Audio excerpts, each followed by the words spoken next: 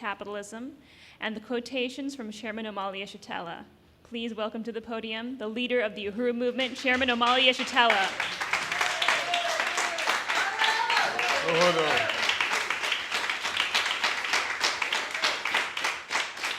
Uhuru.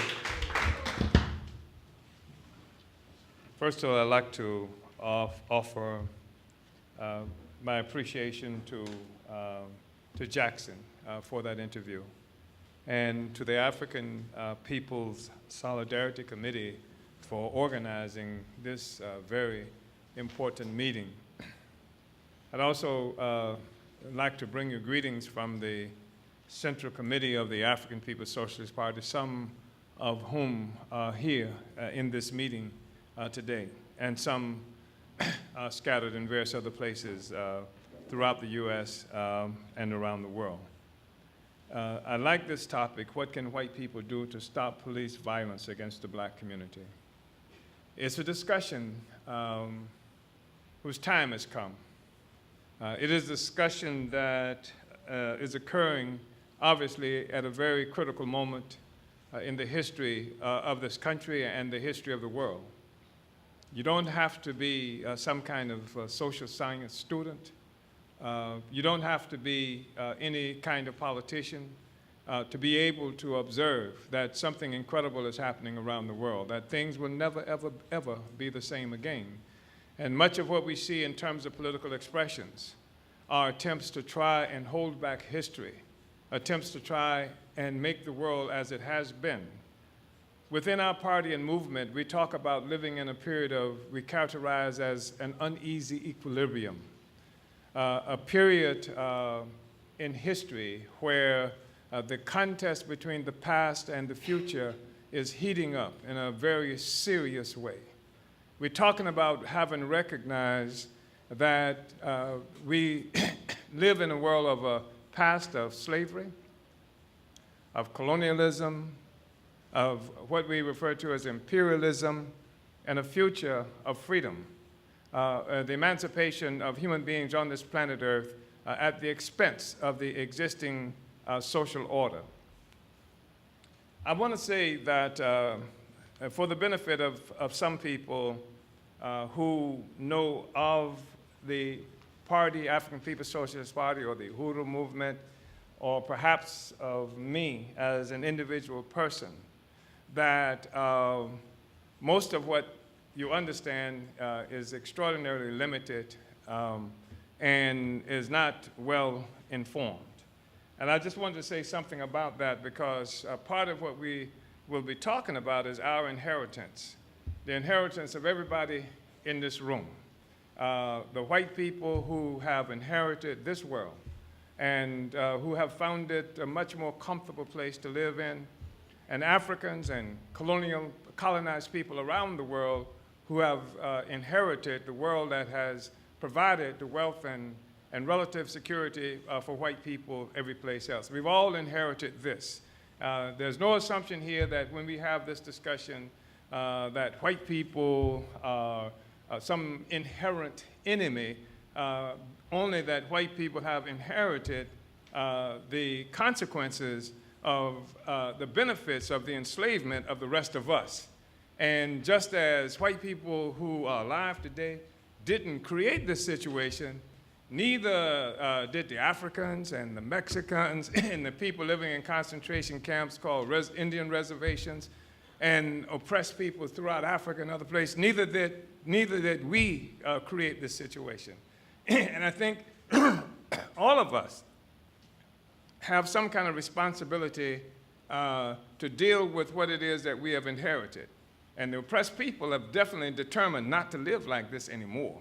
And that poses a very serious question for white people in terms of whether or not white people will attempt to defend this reality, or will assume responsibility for your inheritance just as I have to assume responsibility for what it is I have inherited. So that's the kind of question that we are dealing with. I want to say that 50 years ago, as it has been mentioned, as a member of the Student Nonviolent Coordinating Committee, reality that a lot of people have forgotten about. but SNCC, the Student Nonviolent Coordinating Committee, at one time was characterized as the saints of the civil rights movement. It was comprised essentially of a lot of young, enthusiastic people. Africans and even a lot of white people were members of this organization. And SNCC was characterized as the saints of the civil rights movement because SNCC went into areas that many of the civil rights participants were afraid to go in, and in some instances where certain civil rights leaders would go, and they would hold rallies, and they would in churches, and they would raise money, and they would really mobilize the people, and generally speaking, they would leave. And the people would be left with the terrorism that came as a consequence of having the audacity to come out to meetings to talk about registering to vote, or to come out to meetings to talk about freedom. That was prohibited. And SNCC was different. SNCC organizers would go into these terribly oppressive circumstances where people lived in poverty that is and has been unimaginable for many of the white people who lived in this country. And SNCC shared the dangers and the conditions that the people experienced in these locations, particularly in the South. And this is why SNCC members were often referred to as saints. Well, I was no saint, but I became a member of the Student Nonviolent Coordinating Committee because I was also somebody that was very much influenced and appreciative of the courage of these Africans, and also the fact that we were looking at black people who were willing to function as servants of the people, to go and live with the people, and recognize that that's where our responsibility was. It wasn't simply going in and having rallies and leaving people, but to actually function to help people get organized and to face the same dangers and threats that the community was faced with. I appreciated SNCC because SNCC worked with the most oppressed sectors of the population. And it was SNCC that in 1966 raised the popular slogan, "Demand of Black Power." And this was something that came about after a civil rights movement that had seen churches bombed, assassinations of individuals, organizers killed, lynched by mobs of white people, including law enforcement. And I think it's really important to remember that we weren't just talking only about white people, we were talking about people in the sheriff's department. In fact, the sheriff throughout the South was one of the most prominent, notorious oppressors of our community. Its function was that purpose. And if you would go back and look at some of the old film videos of the civil rights movement, you would see a sheriff that was obviously extraordinarily backwards, piggish, many instances extremely uneducated, but they held tremendous amount of power and authority over black people. So in just to give you a bit of a background, in 1964, the Student Nonviolent Coordinating Committee participated with organizers to go into Mississippi in what has come to be known as the Mississippi Summer Freedom.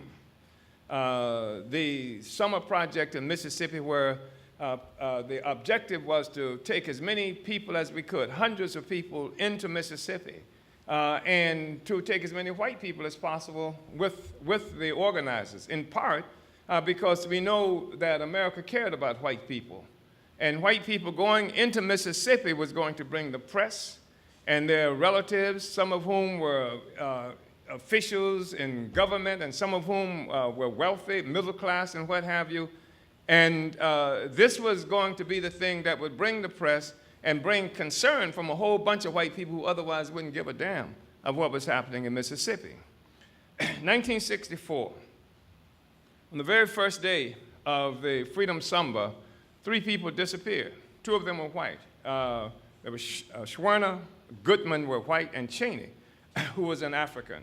They disappeared on the very first day And of course, SNCC organizers knew they were dead. And in the process of searching for them, and the search was a highly publicized search because of all those white people. And we had the President of the United States having to pay attention to it. We had situations where at least formerly the head of the U.S. Domestic Secret Political Police, called the FBI, had to be paying attention to it. So this highly publicized search occurred for looking for these three people. And they were digging holes in various places, and they were scouring a river, the bottoms and what have you, and they kept bringing up bodies of dead black people who were not of the three people that they were looking for, but it was a statement of just how terroristic existence for African people was at that time. But anyway, the SNCC objective of SNCC was to go there into Mississippi and the other organizers, and with the support of white liberals who were members of the Democratic Party or part of the Democratic Party establishment, to go there and conduct in Mississippi what would be like a state convention where African people would convene and determine who would represent the Democratic Party in Mississippi at the 1964 Atlantic City Convention. And of course, what happened, because they wanted to challenge the credentials of a lynch mob organization that was the Democratic Party. Everybody in the world knew it. Everybody had seen it on television. Everybody knew about the dead three people. Everybody knew about the lynchings and the terror that was waged against African people. It made the news every day. The people in Russia were talking about it. People all over the world understood what was happening to black people at that time. And so there was an assumption that if we went there in numbers, we carried out a process of registration among the black community itself, because the white registrars would not register African people, put up every impediment. And we're not talking about people trying to join the African People's Socialist Party. We're talking about people trying to join the Democratic Party organization, which has never been a progressive or revolutionary organization for its entire existence. It's always been an imperialist organization, but it was not open to African people. And so many Africans thought this is the way forward to join the Democratic Party and to get elected and change things in the world. And that wasn't happening. So in Mississippi, we go to the Atlantic City convention with the promise that the liberals would help us to seat the African people who came from Mississippi instead of the lynch mob. And the Credentials Committee was hearing testimony coming from black people, and in particular Fannie Lou Hamer, who was a woman who had been a sharecropper and who had become an extraordinary leader inside the Student Nonviolent Coordinating Committee and throughout Mississippi in particular, but throughout the South. And she was presenting before the Credentials Committee to show why the white mob should not be seated and the black people who came there from the Mississippi Freedom Democratic Party should be seated. And the great liberal Lyndon Baines Johnson from Texas, so concerned about her effectiveness that he called a snap press conference to pull attention away from her testimony, and so all the press would instead be paying attention to what he had to say. And what Johnson did was get first Hubert Humphreys, who really wanted to be on the ticket for the Democratic Party as the next vice president. He got Humphreys, the great liberal, to go and speak to the Africans and to tell Africans that they were not going to be seated. The best he could do, he said, was to have two non-voting seats. That's the best could happen. And Hubert Humphrey got the great liberal Walter Mondale. You've heard of these people before. And he carried the message. And Fannie Lou Hamer, as eloquent as ever, told them that we didn't come here for no two seats when everybody is tired. And then SNCC walked out. And most of us walked out of the the Mississippi, of the Atlantic City Democratic Party Convention. And this initiated one of the first major splits between the black community and the liberals consolidated inside the Democratic Party. And this was despite efforts by Martin Luther King and a bunch of other liberal African people to get the SNCC and the other people from Mississippi to accept an insane deal like that. And the SNCC left there and then went into Lowndes County, Alabama, with the assumption that what we'll do now, the white Democratic Party is not going to do it, we'll create our own black party. And they created a party called the Lowndes County Freedom Organization. And in Alabama, and they were going to choose, they were struggling to choose majority or near majority black counties where African people were located. Alabama, the Democratic Party symbol was a white rooster. And SNCC developed the symbol of a Black Panther. The panther, fearless, the panther obviously had tremendous power as a symbol, not only because it's hard to imagine a rooster being able to contend with a panther, but also the symbolic value of its associating with Africa. And so people began to refer to this organization as the Black Panther Party. This is the origin of the Black Panther Party. This is where the concept first came from. And that was 1965. 1966, by this time, people have begun to take up the symbol of the panther. We had an office in this city in St. Petersburg, Florida, a SNCC office. And on the wall of the SNCC office, on the outer wall, was a huge Black Panther. And we had other SNCC organizers were doing similar things. And of course, as people know, the Black Panther Party for Self-Defense was created in Oakland, California, and it became something symbolic of, it became a very powerful and iconic figure of the resistance of black people in this country. It was from the Panther office in 1966 on December 1966 on December 29th that we marched. The SNCC organizers had done a march. We had done this march, and we had been planning for this march. We had been organizing in the city among the most oppressed and poor section of the community. We were opposed by the St. Petersburg Times, who had worked with some of the most highly esteemed black preachers in this city to have meetings, and the preachers working with them condemned the fact that we planned to march. We were planning to march because the city was receiving, in this instance, because the city was receiving a $50 million federal grant that they had decided they were going to use to beautify downtown white St. Petersburg. And we struggled saying that money should be used in this impoverished African community. And it's hard to talk to an impoverished community that ain't got nothing about $50 million. But what did exist was that horrible mural on that wall, 8 by 4 foot affront to the dignity of an entire population, the dignity of black people. An 8 by 4 foot affront, an 8 by 4 foot symbol of the relationship that existed between black people and white people in this city and this country, and between this community and the city government itself. And so we wrote letters to the mayor asking him to please remove the mural. And he wrote insulting letters back to us telling us that our minorities have to learn how to be less sensitive. And just silliness to that effect. You should know this because you've been reading a bunch of nonsense in the local newspaper about that and about the whole history of this process. So we marched. And when we marched on December 29th, along the way, African people were joining us, and one African woman in particular, an older woman, she ran out of her house, putting on her house coat to join the march.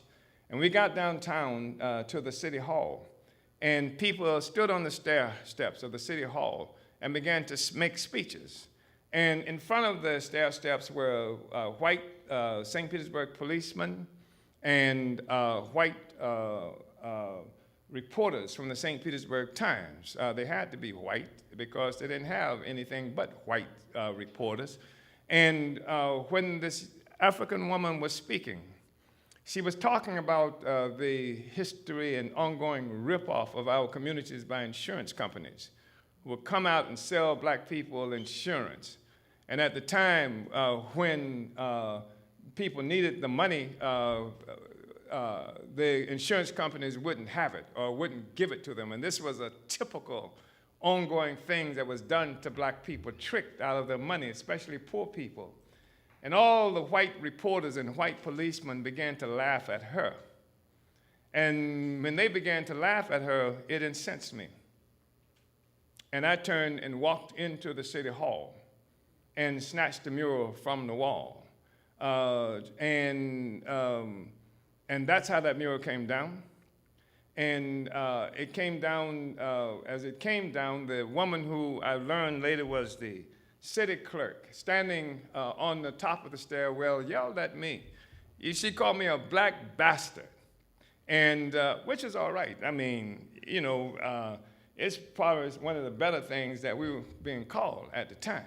And so we marched out, and I said, we're going to show the black community this mural. They need to see exactly what's thought of us. And we began to march downtown, and the police arrested us, and ultimately they arrested me. And they sentenced me, they charged me with 11 offenses. That included things like disturbing the peace, destruction of public property, or inciting to riot, resisting arrest with violence, resisting arrest without violence, grand larceny. I mean, it was 11 different charges that they laid on me, because I had to be an example to African people who would dare to rise up and recapture our own dignity and our own freedom. That's not something we're supposed to define for ourselves. And so they charged us with all of these offenses, but I was let know by my lawyer. All I had to do was to get on the witness stand and answer the question of, if I had a chance, would I do it again? Answer no. That's all I had to do. I didn't have to do any time. They charged me with grand larceny, convicted me, gave me 5 years in prison, of which I served 2.5 in and out of prison. So this is a part of the story of that mural. Part of the story, how it happened, and part of the story of how they needed me, after having done that, to be some kind of servile, belly-crawling, apologetic black person who everybody would know was under control. He acted rashly, but now he's contrite, and which really was an assault on the whole notion that there is any dignity that is in the African community and any responsible person who would stand up. And so this onslaught of media nastiness occurred that defined us in just horrible ways that satisfied an understanding of who we are, black people, that satisfied that understanding existing in the white community, and also that contributed to a determination, a demand that so-called black leaders continue to toe the line. And that's how it came down. I went to prison for it, spent time, but in and out of prison. Organized in prison, organized out of prison. When I got out of prison, I was out of prison for 4 days on bond, on appeal bond for 4 days. And the movement is now happening in a very serious way in the state of Florida, in part because of the action that SNCC was taking in this city.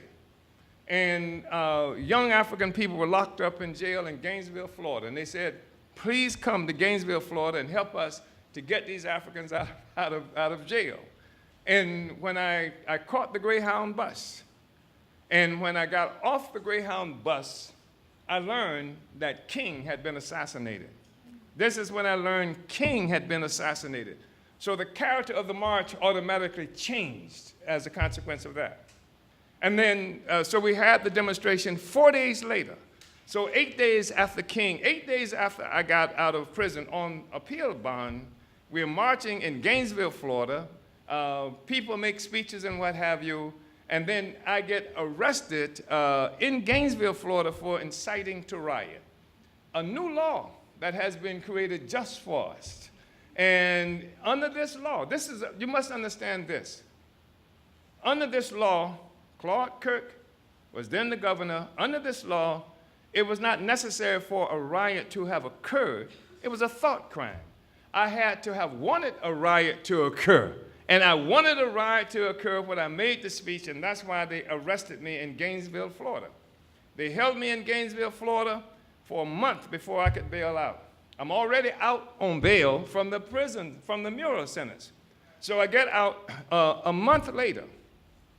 When I get out, I'm out for 6 hours. And the police come and rearrest me 6 hours later because in St. Petersburg, Florida, one of the young sanitation workers drove the truck and blocked the gate and kicked off a strike by the black sanitation workers in the city of St. Petersburg. And the Attorney General of the state of Florida got in touch with my bondsperson to make him come off my bond so that I could not come back to St. Petersburg, Florida, to provide any kind of leadership of the struggle that was happening here. And this is the history that people talk about that mural as some kind of thing that just happened out of the blue and some reckless person snatched it off the wall, and now he's been extraordinarily unreasonable because the good people want to put up something and he won't cooperate. This was a part of a movement. This was a part of an incredibly important historical moment, and that they are attempting to cover over now. Not just that moment, because what they want to do with this mural process they're involved in is to create something that they call something that shows that supposedly represents the historical events that led to its removal, and then a piece of art that will show how much progress has been made in terms of civil rights and inclusivity in the city of St. Petersburg. They want to put a lie up there. And so after they make all of these plans to do this stuff, and we intervene. Because how are you going to, you don't even know what led to it coming down, and you're going to get an artist to put something up there that represents the historical events that resulted in it coming down. How are you going to do that? What are you going to do? You're going to invent it? You're going to read the St. Petersburg Times to get it? You're going to go and read the court records? You're going to read the transcripts and stuff like that? How are you going to do it without even saying anything to me? I mean, it's just an absolute impossibility. And what we've got is some high-profile Negroes who work for the YWCA and who work with the Holocaust Museum to put on some kind of a series of events on the black civil rights movement in the city of St. Petersburg. I don't even understand that. And then somebody who worked for the city of St. Petersburg for more than 20 years, retired from the city of St. Petersburg, worked in the office of the mayor. Herb Schnitzer, a white guy, who has made his career taking pictures of black people. That's what his career is. He's got an art studio or something. Go by there. It's filled with pictures of black people. So now what they are doing, there's a parasites. Every one of them involved in it is a parasite. So now what they're going to do is create this process, and they say, well, we set it all up and you can participate if you want to. Hell, I started 50 years ago. You come and participate. Not me. Not me, you see. So this is, you know, I just want you to know about that, because some people are just learning something or thinking they're learning something about me because they're reading this garbage in the Tampa Bay Tribune. I also want to say that I think it's important to tell you that my task here, this is a question, we trying to help, you know, white people come to some better understandings